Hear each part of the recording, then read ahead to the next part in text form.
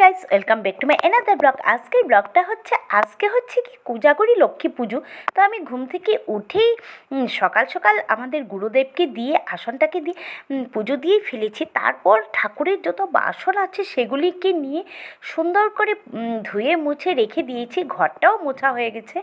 এখন ঝলমলে রোদটা তো নেই, ছোটো ছোটো করে গুড়ি গুড়ি বৃষ্টি পড়ছে।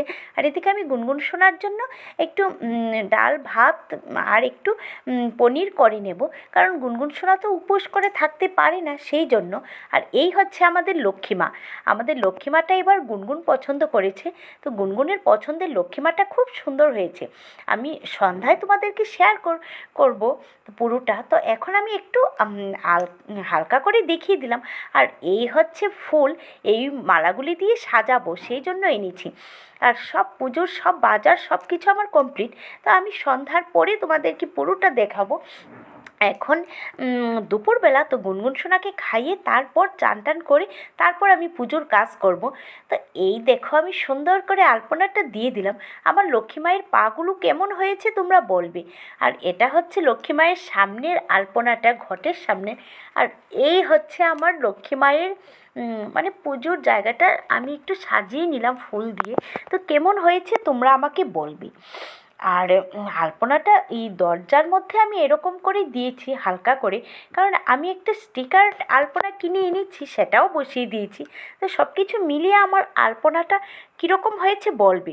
আমার ঘরটা ঝলবল করছিল, কারণ ওই লাইটটা দেওয়ার জন্য। এই লাইটটাকেও গুনগুন সোনা পছন্দ করেছে। আরেকটা লাইট বাইরে আছে, তো বাইরেরটা ছোট বাল্ব, তো সেই জন্য শেয়ার করিনি। আর এইদিকে আমাদের পুজোটা শুরু হয়ে গেছে। তো পুজোর সব কিছু রেডি টেডি করে দিয়ে আমি এখন শাড়ি পরতে যাব। গুনগুন সোনাও শাড়ি পরবে। আমার আসল লক্ষ্মীমা তো ওই। তো গুনগুন সোনা লক্ষ্মীমা শাড়ি পরে সেজে গুজে বসে আছে, আর আমি তারপর গিয়ে শাড়িটা পরলাম। তো এই শাড়িটা আমার কেমন হয়েছে, কেমন লাগছে বলবে। নতুন শাড়ি পরে লক্ষ্মীমার পুজো করতে আমার বেশ ভালো লাগে। আমার এটা সবসময়েরই অভ্যাস।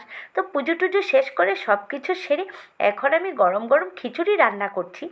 তো খিচুড়িটা রান্না হয়ে গেলে তারপর আমরা খেয়ে টেয়ে ঘুমিয়ে যাব, কারণ সারাদিন ধরে তো অনেক কাজ করলাম, এখন আর কোনো কাজ করব না। তো গতবারও আমি পুজো শেষ করে খিচুড়ি রান্না করেছিলাম। তো তোমরা দেখতে থাকো, ততক্ষণের জন্য বাই ভিউয়ার্স।